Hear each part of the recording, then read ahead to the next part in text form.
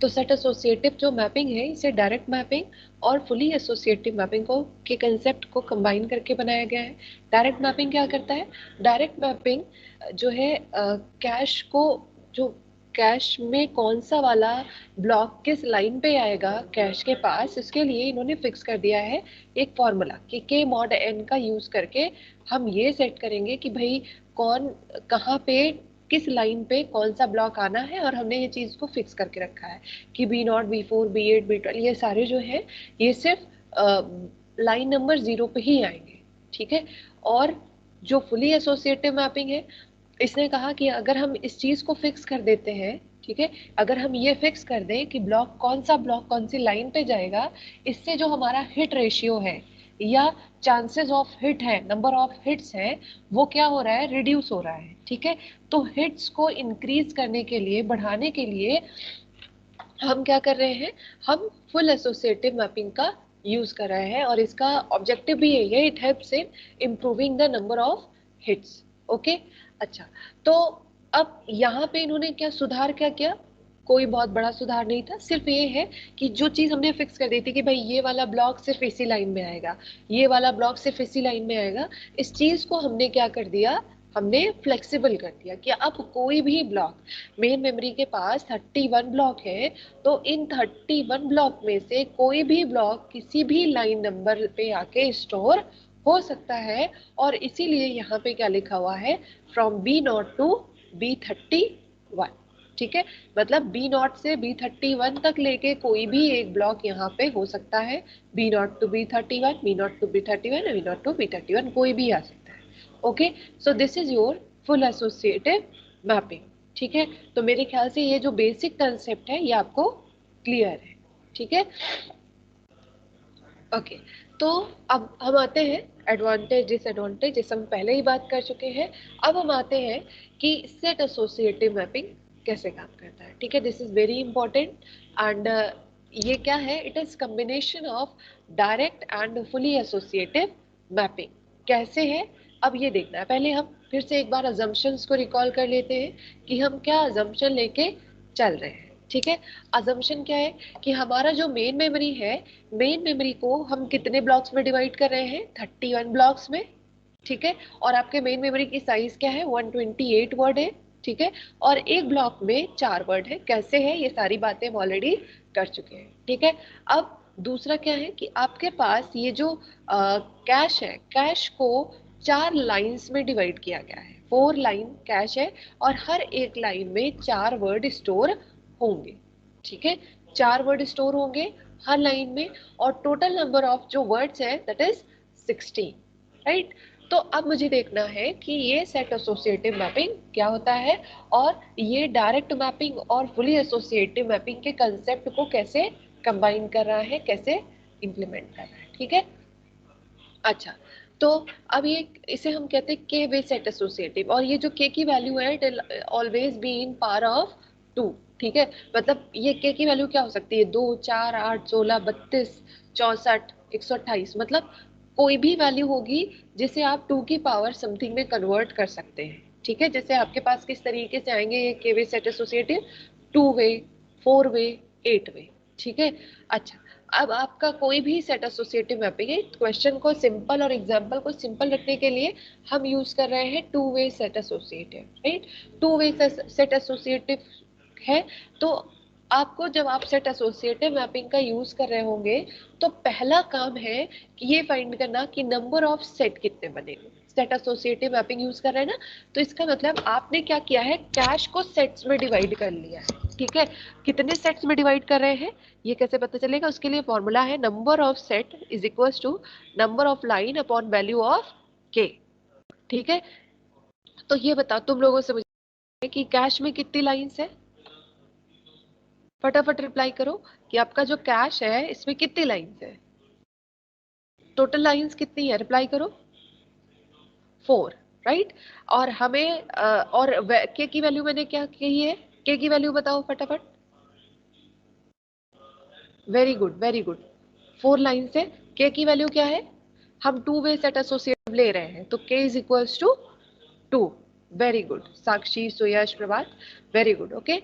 अच्छा, अब हमें के की भी वैल्यू पता है एंड नंबर ऑफ लाइंस कितने हैं ये भी पता है. So we can find what is total number of set. तो टोटल नंबर ऑफ सेट हमारे क्या हो जाएंगे, number of set is equal to number of line. Line कितने हैं 4 और के की वैल्यू 2 है तो is equal to it's going to be 2. तो आपके पास टोटल नंबर ऑफ सेट्स कितने हो गए 2.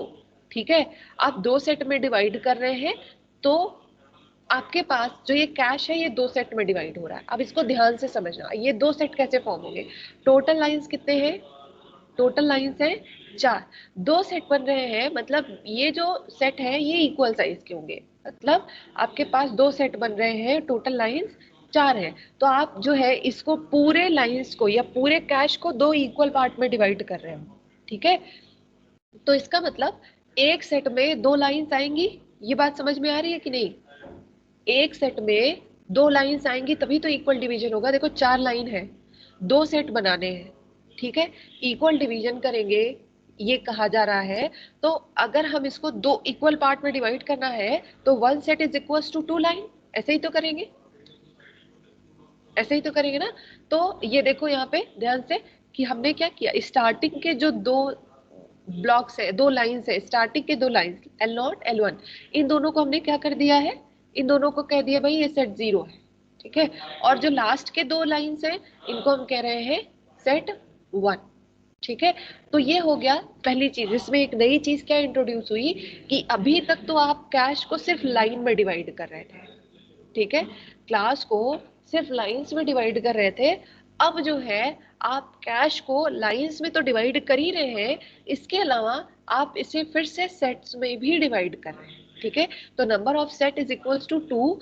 तो अब ये मेरे पास जो कैश बना है इसको देखो मैंने 2 इक्वल पार्ट में, ये देखो सेट 0 बन गया, स्टार्टिंग के 2 लाइंस और नीचे के 2 लाइन से ये सेट 1 बन गया.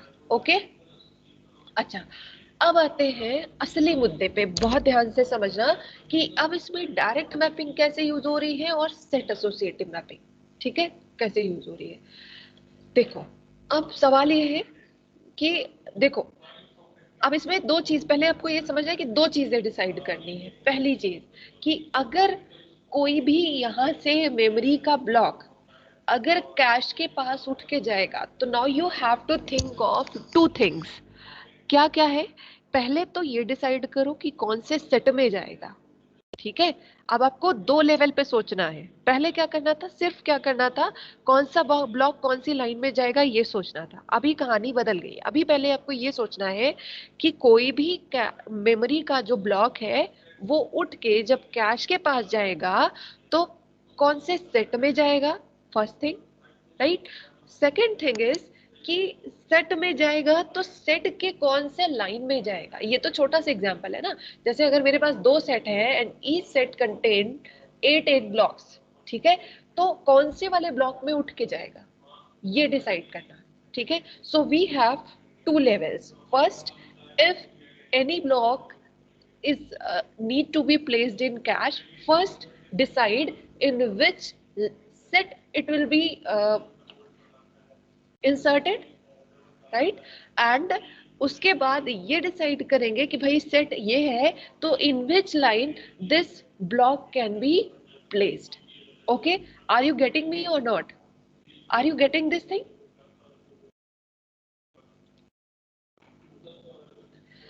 से यस और नो. ओके, ठीक है, अब आपके पास 2 लेवल्स आ गए. अच्छा अब आगे बात करते हैं. पहले मैं थोड़ा सा हिंट देती हूँ, उसके बाद हम आएंगे एक्चुअल प्रॉब्लम पे. ठीक है, अच्छा ओके, मैं समझ गई, आप लोग समझ रहे हो. अब आगे आते हैं कि पहले देखो समझना मेरी बात को. मैंने आपको कहा कि अब कोई ब्लॉक जब कैश के पास आएगा तो पहले हम ये सिलेक्ट करेंगे, ये डिसाइड करेंगे कौन से सेट में जाना है. ठीक है, उसके बाद हम ये डिसाइड करेंगे कि सेट में तो पहुंच गया, अब कौन से लाइन पे जाना है.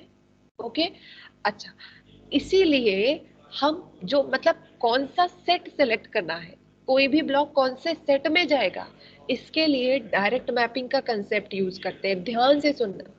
ओके, ब्लॉक मेन मेमोरी से उठ के कैश के कौन से सेट में जाएगा, सेट 0 में जाएगा, सेट 1 में जाएगा, कहीं और जाएगा, इस चीज को मुझे जो है इस चीज को फाइंड करने के लिए डायरेक्ट मैपिंग का कंसेप्ट यूज करना है. ठीक है, अच्छा सेट सेलेक्ट हो गया, सपोज मुझे सेट 1 में ही रखना है डेटा को, ठीक है, तो इस सेट के कौन से लाइन पे जाके डेटा को स्टोर करना है, आई रिपीट, सेलेक्टेड सेट के कौन से लाइन पे जाके डेटा को स्टोर करना है, इसके लिए हम फुली एसोसिएटिव मैपिंग के कंसेप्ट को यूज करते हैं। आई रिपीट, कौन से सेट में ब्लॉक को जाना है, इसके लिए डायरेक्ट मैपिंग यूज होगा। सेट के कौन से लाइन पे डेटा को जाना है, ब्लॉक को स्टोर होना है, इसके लिए फुली एसोसिएटिव मैपिंग को यूज किया जाना है। ओके, अच्छा अब हम आते हैं आगे। चलिए, तो ये हो गया। अब हम आते हैं कैसे। तो हमने कहा भाई two way set associative mapping है, ठीक है, नंबर ऑफ सेट्स आपने फाइंड कर लिए। अब मैंने आपको बताया कि कौन सा सेट सेलेक्ट होगा ब्लॉक को रखने के लिए, इसके लिए डायरेक्ट मैपिंग यूज करेंगे। डायरेक्ट मैपिंग यूज कर रहे हैं means there should be some formula, so formula is K mod N. अब दोनों में डिफरेंस क्या है, ज्यादा डिफरेंस नहीं है, के अभी वही है जो आपका डायरेक्ट मैपिंग के केस में था। के क्या हुआ करता था, के is the block number from the main memory, से 0 से लेके 31 तक कोई भी ब्लॉक नंबर हो सकता है के की वैल्यू। और एन क्या है, N is number of set in the set associative mapping. Are you getting me? तो अभी नहीं, अभी ये कंप्लीट नहीं हुआ है, अभी सिर्फ हम ये बता सकते हैं कि ये ब्लॉक उठ के कौन से सेट में जाएगा। अभी एक चीज बाकी है, अभी बाकी है कि सेट तो सेलेक्ट हो गया, इस सेट के कौन से ब्लॉक में जाना है या कौन से लाइन में जाना है, राइट। तो देखो के मॉड एन देख लेते हैं कि भाई के मॉड एन ये हो गया, ठीक है, के मॉड एन है, तो के की वैल्यू अगर हम यहाँ से अगर से 17 उठाते हैं, ठीक है, 17 उठाएंगे तो एन की वैल्यू क्या है, नंबर ऑफ सेट कितने हैं, दो, दो से इसे आप जब डिवाइड करोगे तो रिमाइंडर 1 आएगा, मतलब इसे कहाँ जाना है, सेट नंबर 0 में जाना है, सॉरी सेट नंबर 1 में जाना है। अच्छा, क्योंकि n इज इक्वल टू 2 है, तो अगर यहाँ पे इवन नंबर होंगे, यहाँ पे अगर इवन नंबर होगा तो वो सेट 0 में जाएगा, ठीक है, ब्लॉक नंबर इवन नंबर होगा। जैसे अगर यहाँ पे 2 4 8 10 अगर ऐसा कुछ आएगा के पे, तो n से डिवाइड करोगे तो रिमाइंडर 0 आएगा, रिमाइंडर 0 है मतलब सेट 0 में जाना है। और अगर आप यहाँ पे ऑड नंबर लोगे तो क्योंकि 2 से डिवाइड होना है तो कौन से सेट में जाएगा, सेट नंबर 1 में जाएगा, ठीक है। ये हो गया मेरा सेट का सिलेक्शन। नाउ आई नो कि मुझे सेट नंबर 0 पे जाना है। अच्छा चलो ठीक है भाई, सेट नंबर 0 पे आ गए, ये मुझे मेरा जो एरिया है कि मेरा जो ब्लॉक है ये या तो लाइन 0 में जाएगा या तो लाइन 1 में जाएगा। तो आपको याद है फुली एसोसिएटिव मैपिंग क्या करता है, फुली एसोसिएटिव मैपिंग कहता है कि आपके ऊपर कोई भी रिस्ट्रिक्शन नहीं है, आप अपने लाइन ब्लॉक को किसी भी लाइन में स्टोर कर सकते हो, यही तो कहता है फुली एसोसिएटिव मैपिंग, ठीक है। तो आपने एक बार सेट सेलेक्ट कर लिया तो आप उस सेट रिस्ट्रिक्ट हो गया, आप उस सेट के बाहर नहीं जा सकते, उस सेट के किसी भी लाइन पे जाके आप अपने डेटा को या फिर अपने ब्लॉक को स्टोर कर सकते हैं अगर वहां पे स्पेस है। और अगर स्पेस नहीं है तो आप कोई एक रिप्लेसमेंट पॉलिसी यूज करेंगे, जो हम आगे बात करेंगे। तो कोई भी एक रिप्लेसमेंट पॉलिसी को यूज करके फिर हम यहाँ पे ब्लॉक को रखेंगे। So this is your concept of set associative mapping. अच्छा, ये तो बात हो गई भाई कि सेट एसोसिएटिव मैपिंग में हम डेटा को कैसे रखेंगे। पहले हमने सेलेक्ट किया डायरेक्ट मैपिंग का यूज करके कि कौन से सेट पे जाना है, और उसके बाद हमने बताया उसके लिए हम फुल एसोसिएटिव मैपिंग को यूज कर लेंगे, ठीक है। अब अगला सवाल ये है कि भाई अगर, अच्छा ठीक है, अब हमें एड्रेस को भी तो डिवाइड करना है, एड्रेस का डिवीजन कैसे होगा। तो अब यहाँ पे अगेन हम एड्रेस को 3 पार्ट में डिवाइड करेंगे। कौन कौन सा पार्ट होगा, tag, set number and block size, ठीक है, tag, set number and block size. अब पीछे से काम करना है, टैग पे नहीं जाना, पीछे से देखो ब्लॉक साइज, मतलब देखो 1 ब्लॉक में कितने वर्ड्स है, 4 है, ठीक है, 1 block is equal to 4 word. तो 4 को अगर 2 की पावर में कन्वर्ट करोगे या 4 के लिए अगर आपको कॉम्बिनेशन फॉर्म करने हैं तो आप 2 बिट से फॉर्म कर सकते हैं। तो ब्लॉक साइज में क्या आ जाएगा, 2, ठीक है, ब्लॉक साइज आपका हो जाएगा 2। आपके पास सेट कितने, सेट नंबर को कितने बिट से रिप्रेजेंट किया जाएगा, सेट नंबर को रिप्रेजेंट करना होगा, आप देखो ऐसे 2 सेट है तो एक को 0 से रिप्रेजेंट कर लो, एक को 1 से रिप्रेजेंट कर लो, ठीक है। तो सेट नंबर को रिप्रेजेंट करने के लिए अगर हमें सिर्फ 2 बिट की जरूरत है, सॉरी सिंगल बिट की जरूरत है, आइदर 0 और 1 से रिप्रेजेंट कर सकते हैं। या अगर आपके पास 4 सेट होते तो 4 के लिए कैसे बनाते, 0 0 0 1 1 0 1 1, ये इसके लिए 2 बिट चाहिए होते। तो बहरहाल हमें दो है, तो 2 को अगर हम 2 की पावर में कन्वर्ट करें तो 2 पावर 1 हो जाएगा, राइट। तो आपके पास सेट नंबर को रिप्रेजेंट करने के लिए आपको सिर्फ 1 बिट चाहिए, ठीक है। तो टोटल आपके पास साइज क्या था, ये 7 बिट का था। टोटल जो एड्रेस जनरेट हो रहा था, फिजिकल एड्रेस, ये 7 बिट का जनरेट हो रहा था, ठीक है।